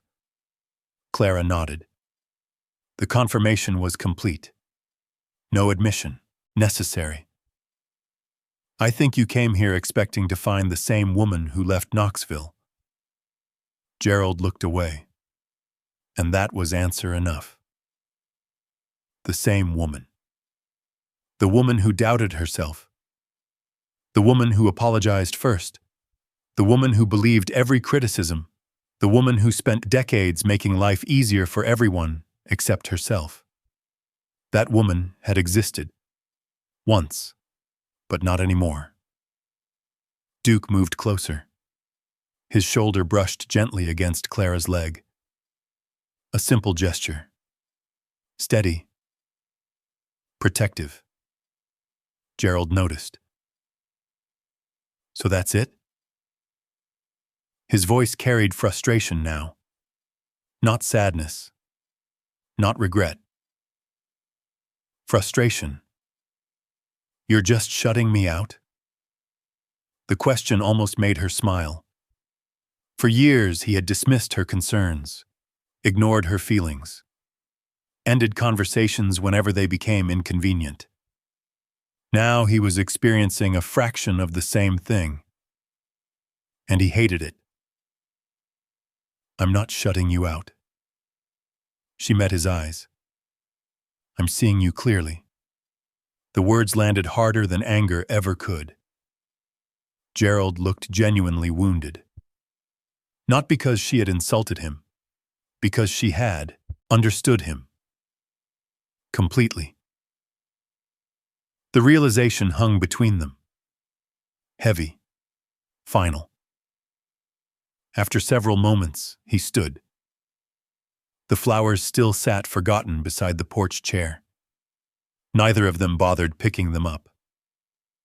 The performance was over. The props no longer mattered. Gerald looked around the property one final time. The repaired fence, the rebuilt porch, the warm light shining through the windows, the home she had created without him. Perhaps for the first time, he truly saw it. Not as a temporary refuge, not as a place she had settled for, as a life. A real one, one that no longer included him. I made mistakes. His voice sounded tired now. Yes. The answer contained no anger, only truth. And I lost things because of it. Clara nodded. Yes. He seemed to want more. Forgiveness. Comfort. Absolution. Something. But there was nothing left to give. Eventually, Gerald descended the porch steps. Slowly. Like a man walking away from something he finally understood was gone. Duke watched him the entire time, not growling anymore, just watching. The pickup truck door opened, closed. The engine started. Headlights swept across the yard. Then the vehicle backed down the driveway and disappeared into the gathering darkness. The sound faded gradually, until only silence remained. Real silence. Clara stood motionless on the porch. The cold air stung her cheeks. Behind her, the house glowed warmly. Ahead of her, the valley stretched beneath a sky full of emerging stars. Duke sat beside her. Calm again, relaxed. His work finished. After a while, Clara knelt and wrapped both arms around his neck. The German shepherd leaned gently against her. You knew. Duke blinked. Nothing more. No dramatic reaction, no heroic pose, just quiet companionship. Yet somehow she understood. The dog hadn't exposed a secret. The secret had always been there. He had simply refused to ignore it. Long before she was ready to see it herself. And standing there beneath the winter sky, Clara realized something else. Gerald's visit had not reopened an old wound. It had closed, one. Forever. The weeks after Gerald's visit passed quietly. No phone calls, no letters, no unexpected vehicles turning into the driveway, no second attempts. Gerald simply disappeared from her life. This time for good. At first, Clara found herself listening for signs of his return. Not because she wanted him back. Because old habits take time to leave. For 41 years, some part of her life had always revolved around Gerald Whitmore. His moods, his plans, his opinions, his expectations. Now there was only silence. But unlike the silence she felt after the divorce, this one felt different, lighter, cleaner. As winter slowly gave way to spring, Briar Ridge began waking up again. Snow disappeared from the hillsides.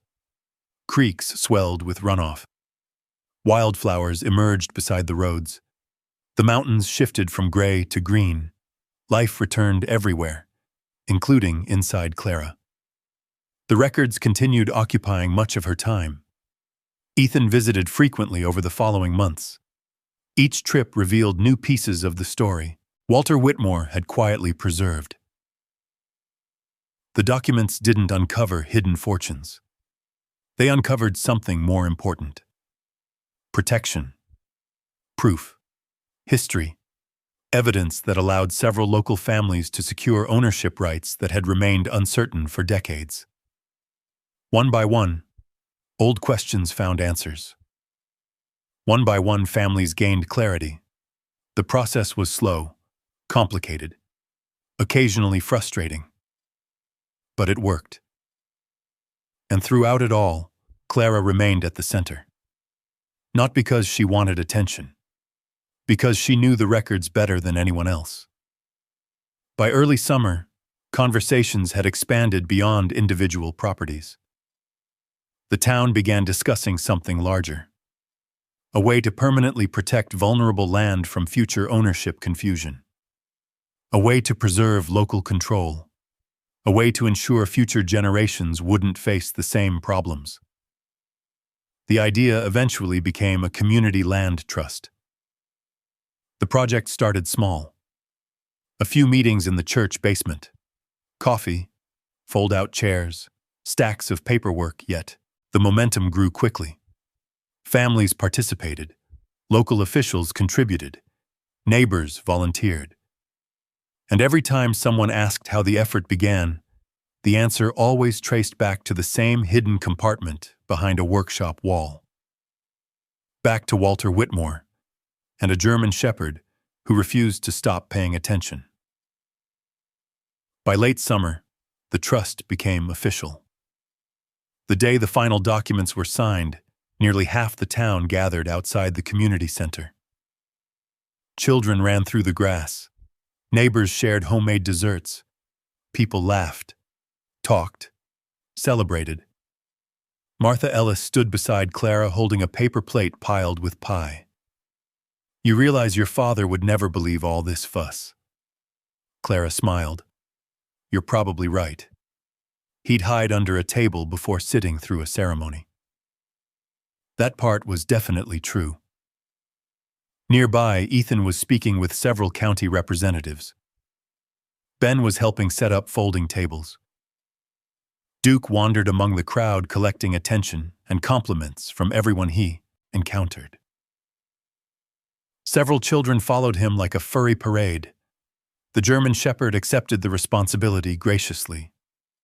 Martha watched him. That dog knows he's important. He absolutely does. And he's not humble about it. Not even a little. Both women laughed. The sound felt easy, natural, the kind of laughter Clara used to think belonged to other people. Not her. Later that evening, after the gathering ended, she sat on the porch watching the sunset. Ben arrived carrying 2 cups of coffee. No announcement. No ceremony. He simply appeared, as he often did. 1 cup was handed to Clara. The other remained in his hands. Together, they watched the valley below. The mountains glowed gold beneath the setting sun. A warm breeze moved through the trees. Neither spoke immediately. The silence between them had become comfortable long ago. Ben finally nodded toward the yard. "You've done something remarkable here." Clara shook her head. "We've done something remarkable." Ben smiled. There was affection in that smile. Steady, patient, real, the kind that grows quietly rather than appearing all at once. Months earlier, Clara would have been nervous acknowledging it. Now she simply accepted it, because neither of them needed anything from the other. They chose each other. There was a difference, a very important difference. Ben leaned back in his chair. "You know, when you first got here, I wasn't sure you'd stay. I wasn't sure either. You looked ready to run." Clara laughed softly. "I probably was." The memory felt distant now, like recalling someone else's life. The woman who arrived in Briar Ridge through cold rain and heartbreak seemed almost unrecognizable, not because her circumstances changed overnight, because she had changed. Slowly, piece by piece. The transformation had happened so gradually, she barely noticed it while living through it. Only now could she see the full distance she had traveled. As autumn returned to the valley, the property looked nothing like it had the day she arrived. The house stood bright and welcoming beneath the ridge. The repaired fence bordered healthy gardens. The workshop remained weathered but sturdy. The porch had become the heart of the home, a place where conversations happened, where coffee was shared, where evenings stretched comfortably beneath the stars. One October afternoon, David and Sarah arrived for a weekend visit. Their visits had become more frequent over the past year, more genuine too. The old distance between them continued shrinking. Not perfectly. Families rarely heal in straight lines, but progress was visible. That evening, the four of them sat around the dinner table while Duke slept beneath it. At one point, Sarah looked around the room. The photographs, the records, the life Clara had built. Then she quietly said, "I'm proud of you, Mom." The words caught Clara completely off guard. David nodded. "So am I." Neither child elaborated. They didn't need to. The sincerity carried everything. For several moments, Clara couldn't speak. Not because she was sad. Because she wasn't. The emotion was something else entirely. Something warmer. After dinner, Duke received extra table scraps for reasons nobody bothered explaining. He accepted them enthusiastically. Months continued passing. The land trust flourished. The town moved forward. Life moved forward. And Gerald never returned. Occasionally, Clara heard small pieces of news through mutual acquaintances. Nothing dramatic. Nothing worth dwelling on. Eventually, even those updates stopped. His chapter had ended. Completely. One evening, nearly 2 years after she first arrived in Briar Ridge, Clara sat alone on the porch. Autumn leaves drifted lazily across the yard. The sky glowed orange and gold. Duke slept beside her chair. His muzzle had grown grayer, his movements slightly slower, yet his presence remained exactly the same. Steady. Faithful. Certain. The valley stretched before them. Beautiful. Peaceful. Home. Clara looked toward the workshop. The same workshop that once seemed forgotten. The same workshop that had hidden her father's legacy. The same workshop Duke refused to ignore.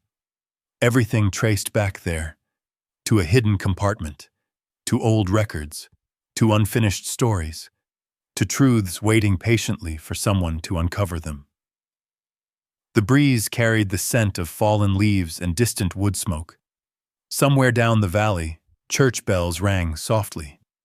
The sound drifted through the mountains. Clara closed her eyes for a moment, remembering. The law office, the rain, the humiliation, the certainty that her life was over. How convinced she had been that losing everything meant there was nothing left. She smiled, because now she knew better. The greatest surprise wasn't that she survived. It wasn't the land trust. It wasn't the records. It wasn't even Gerald's return. The greatest surprise was discovering that the strength she spent decades searching for in someone else had been hers all along. Gerald had never been the source of it. He had simply stood where she could not see it. The hidden discovery had restored more than property, records. It restored identity, purpose, confidence, a connection to the woman she had forgotten. And Duke's growl on that winter afternoon had never been about aggression. It had been loyalty, instinct, a warning from a companion who recognized something long before she did. Returning home had felt like failure when she first arrived. Now it looked very different. It had been a beginning. The beginning of the most meaningful chapter of her life. Duke opened one eye, checking to make sure she was still there. Clara smiled and scratched behind his ears. The German shepherd sighed contentedly and settled back down. The sun disappeared beyond the mountains. Golden light faded into dusk. And sitting there on the rebuilt porch beneath the ridge, Clara Whitmore finally understood something life had taken decades to teach her. Sometimes the people who dismiss our worth only recognize it after they lose access to it. Real value is not measured by who depends on us. It is measured by who we become when we finally stand on our own. And sometimes the loyal companion walking beside us sees the truth long before we are ready to see it ourselves. The valley darkened. Stars emerged overhead. The house glowed warmly behind her. Duke slept peacefully at her feet. And Clara sat quietly in the place that had once felt like an ending. Now knowing it had always been the doorway to everything that came after. And Clara sat quietly in the place that had once felt like an ending. Now knowing it had always been the doorway to everything that came after. The valley was almost dark now. The last ribbon of sunlight had slipped behind the mountains, leaving only the glow from the porch light and the steady weight of Duke sleeping at her feet. A year and a half earlier, she had arrived here believing she was the discarded part of someone else's success. She thought the story was over, that the best years were behind her, that the house beneath the ridge was where life had brought her to quietly disappear. But the strange thing was, the people who truly saw her had never needed convincing. Not her father, who just took her enough to leave behind work unfinished. Not the neighbors, who came to her door looking for help. Not Ben, and certainly not Doug. Because when Joel returned carrying flowers and erratic apologies, Lara listened to the words. Doug didn't. He listened to something deeper. He stood between her and the version of herself that might have believed those words once. And in the end, it wasn't the hidden paper that drained her life. It was finally understanding why they mattered. They proved her father had spent years protecting things that couldn't easily be realized: land, families, futures. And maybe, without realizing it, Lara spent all those years doing the same thing. She just forgot to protect herself. So before we leave Lara on that porch, with the mountain growing quiet and Doug screaming beside her, there's only one thing worth asking. Has there ever been a moment in your life when someone, or maybe even a dog, saw your world long before you did?